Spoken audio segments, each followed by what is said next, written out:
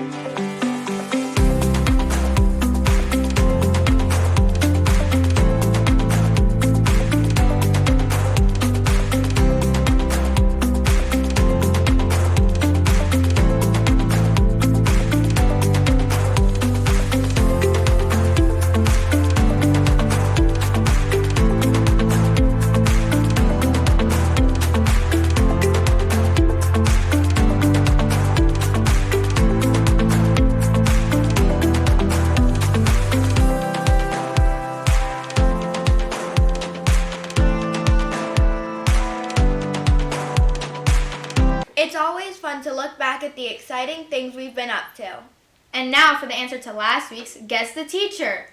The answer is Mrs. Sullivan. If your name is on the board, please come to the office to collect your prize. Last week we had a bonus riddle. The answer was A is Dee's granddaughter. We had a lot of winners this week. If your name is on the board, please come to the office to collect your prize. Now for this week. We know you all look forward to our weekly riddle, but this week we got something even more exciting. That's right. This summer, Birchwood is marching in Parade the Circle, and we need your help to decide our theme. Just to give you a little background, Parade the Circle, one of Cleveland's most impactful cultural events, is an annual art parade that fills Wade Oval with lively sounds and colors, featuring innovative costumes, giant puppets, and handmade masks created by artists, families, schools, and community groups. Watching the parade is free for all individuals, families, schools, and neighborhood and community groups, and all are invited to participate.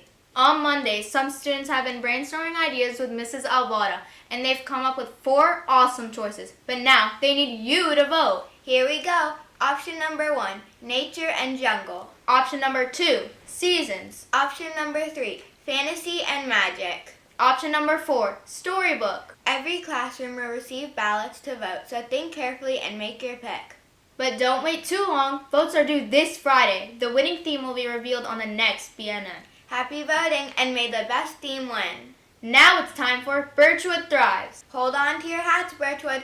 Today's announcement is a big one. A huge one. We've got some serious math superstars to celebrate. 2nd graders just participated in their very first Continental Math League contest. And guess what? They did amazing. Amazing is an understatement. So let's give a big shout out to these amazing students. Ready, Birchwood? Let's check out the video.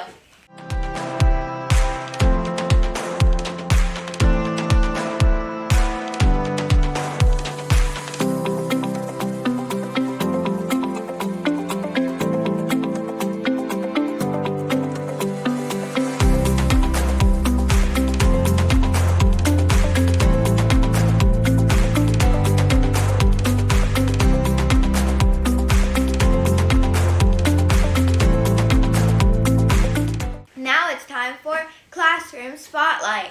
This week we are going to Mrs. Owen, Mrs. Graham, Mrs. Stonecker, and Mr. Parada's 8th grade homeroom class, where students have been studying a very famous speech. That's right, Dr. Martin Luther King Jr.'s I Have a Dream speech. It's one of the most important speeches in history. Each student took a part of the speech and explored why it's so powerful, looking at the words, the emotions, and the big ideas that still inspire people today. They found powerful images and dreams of freedom and justice, and talked about how Dr. King's words gave people hope. They also discussed the important message that everyone should be treated with fairness and kindness no matter who they are. Let's take a look at the video. I'm happy to join with you today in what will go down in history as the greatest demonstration for freedom in the history of our nation. 50 years ago, a great American in whose symbolic shadow we stand today signed the Emancipation Proclamation. This momentous decree came as a great beacon of light and hope to millions of Negro slaves who have been seared in the flames of withering injustice. It came as a joyous daybreak to end the long nights of their captivity. But 100 years later, the Negro still is not free. 100 years later, the life of the Negro is still sadly crippled by the manacles of segregation and the chains of discrimination. 100 years later, the Negro lives on a lonely island of poverty in the midst of a vast ocean of material prosperity. So we've come here today to dramatize a shameful condition. In a sense, we've came to our nation to capital to cash a check. When the architects of our republic signed the Constitution and Declaration of Independence, they were signing a promissory note which every American was to follow in. This note was the promise that all men, yes, black men as well as white men, would be guaranteed the unalienable rights of life, liberty, and the pursuit of happiness. It is obvious today that America has defaulted on this promissory note, insofar as her citizens of color are concerned. America has given the Negro people a bad check. A check which has come back marked insufficient funds. But we refuse to believe that the Bank of Justice is bankrupt. We refuse to believe that there are insufficient funds in the great vault of opportunity of this nation. And so we've come to cash this check. A check that will give us, upon demand, the riches of freedom and the security of justice. We have come to this hallowed spot to remind America of the fierce urgency of now. This is no time to engage in the luxury of cooling off or to take the tranquilizing drug of gradualism. Now is the time to make real the promises of democracy. Now is the time to rise from the dark and desolate valley of segregation to the sunlit path of racial justice. Now is the time to lift our nation from the quicksands of racial injustice to the solid rock of brotherhood. Now is the time to make justice a reality for all God's children. 1963 is not an end, but a beginning. And those who hope that the Negro needed to blow off steam and will be content will have the rude awakening if the nation returns to business as usual. But there is something I must say to my people who stand on the worn threshold which leads us into the palace of justice. In the process of gaining our rightful place, we must not be guilty of wrongful deeds. Let us not seek to satisfy our thirst for freedom by drinking from the cup of bitterness and hatred.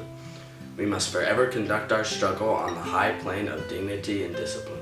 We must not allow our creative protests to degenerate into physical violence. Again and again we must rise to the majestic heights of meeting physical force with soul force. For many of our white brothers, as evidenced by their presence here today, have come to realize that their destiny is tied up with our destiny. And they have come to realize that their freedom is inextricably bound to our freedom.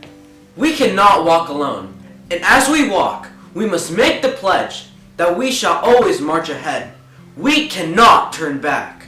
We cannot be satisfied as long as the Negro in Mississippi cannot vote and the Negro in New York believes he has nothing for which to vote. No, we are not satisfied, and we will not be satisfied until justice rolls down like waters and righteousness like a mighty stream. I am not unmindful that some of you have come here out of great trials and tribulations. Some of you have come fresh from narrow jail cells. Some of you have come from areas where your quest for freedom left you battered by the storms of persecution and staggered by the winds of police brutality. You have been the veterans of creative suffering.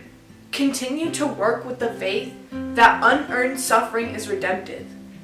Go back, knowing somehow this situation can and will be changed. Let us not wallow in the valley of despair.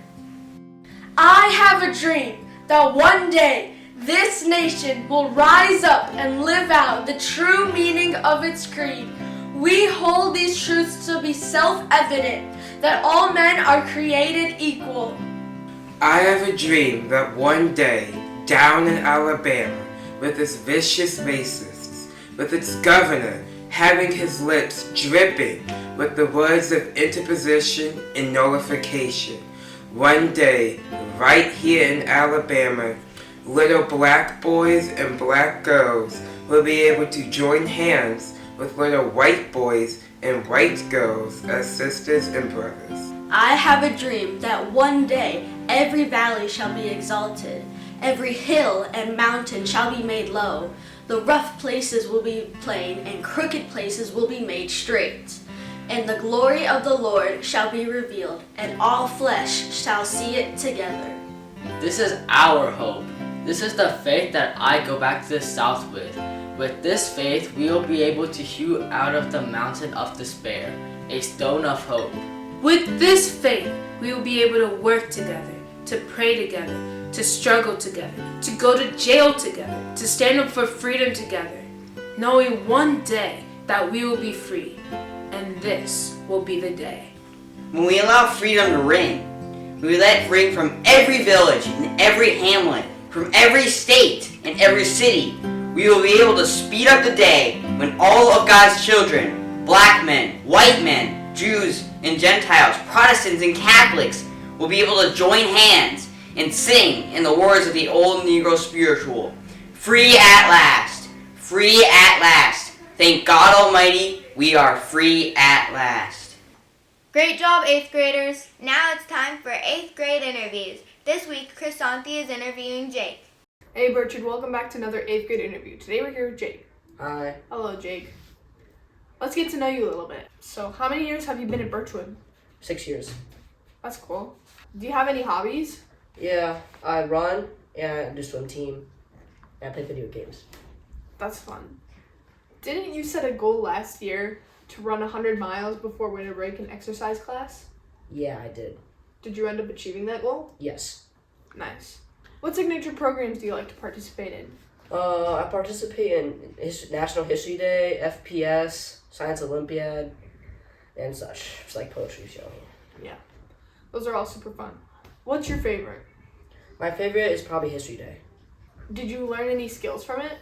I learned how to make a good website and how to make a good performance and how to like cooperate with teammates. So you did a website one year and a performance the other? Yes. Nice. What are you doing this year? I'm doing a website. Nice.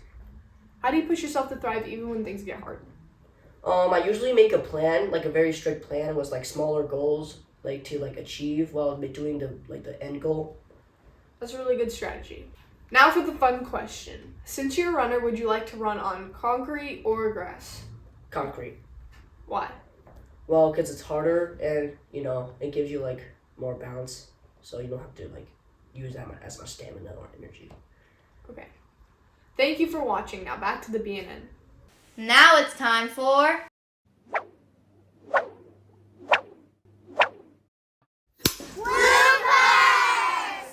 Now it's time for last week's rewind. Wait, I didn't do it. Yeah, okay, let's... Keep thriving. Mine was upside down. Just to give you a little back... John. I don't know. It keeps going up. That's it from us. Thank you all for watching this week's episode of the BNN. Have a great week. And remember, Birchwood, keep thriving.